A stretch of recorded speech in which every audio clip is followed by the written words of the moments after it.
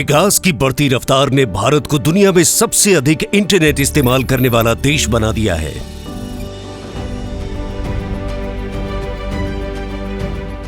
प्रधानमंत्री श्री नरेंद्र मोदी जी के नेतृत्व में आज देश डिजिटल क्रांति की ओर अग्रसर है। डिजिटल क्रांति से जहां एक ओर भारत नई ऊंचाइयों को छू रहा है, तो दूसरी ओर इस नई तकनीक से देश के सामने कुछ गंभीर चुनौतियां भी आई हैं। इन्हीं चुनौतियों में से एक है देश में बढ़ता साइबर अपराध। देश में साइबर सुरक्षा के लिए एक state of the art digital ecosystem और लोगों को साइबर सुरक्षा के प्रति जागरूक करने व ट्रेनिंग की आवश्यकता थी, जिसे देखते हुए मोदी सरकार ने कई प्रभावशाली कदम उठाए हैं।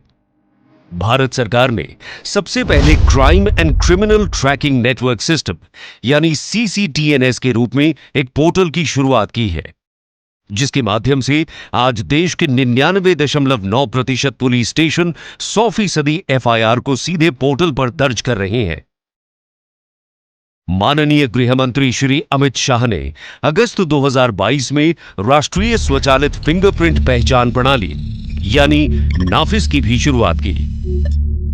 इस पोर्टल के माध्यम से अब तक 1 करोड़ से अधिक रिकॉर्ड्स को इंटीग्रेट किया जा चुका है। देश में बढ़ते साइबर अपराध हॉटस्पॉट क्षेत्रों पर शिकंजा कसने के लिए 7 joint cyber crime coordination team यानी JCCT का गठन किया गया है, जिसकी मदद से पेशेवर अपराधियों पर लगाम लगाई जा रही है और इसके परिणाम स्वरूप आज देश में साइबर अपराध में गिरावट दर्ज की गई है।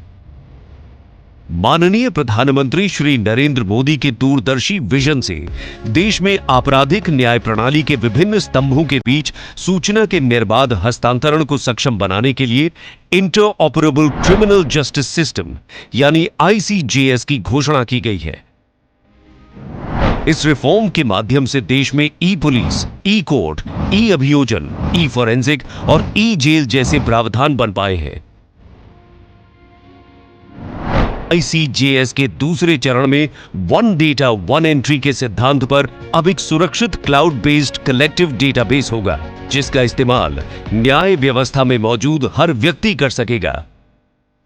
देश की बढ़ती आबादी और विकास की तेज गति को ध्यान में रखते हुए जस्टिस सिस्टम को भी एक बड़े सुधार की जरूरत थी। कई वर्षों से लंबित मामलों के जल्द निपटान के लिए एडजर्नमेंट अलर्ट मॉड्यूल बनाया गया है, जिससे आम जन को न्याय मिलने का समय भी बहुत कम हो जाएगा।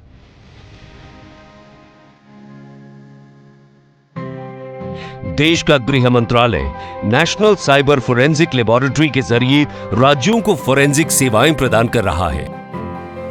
40,000 से अधिक पुलिसकर्मियों, न्यायिक अधिकारियों और अभियोजकों को साइबर अपराध के प्रति जागरूकता, जांच, फोरेंसिक आदि के लिए प्रशिक्षण दिया गया है। आज भारत विश्व की तीसरी सबसे बड़ी अर्थव्यवस्था बनने की ओर अग्रसर है, जिसकी नींव है साइबर सुरक्षित परिवेश और सशक्त न्याय प्रणाली।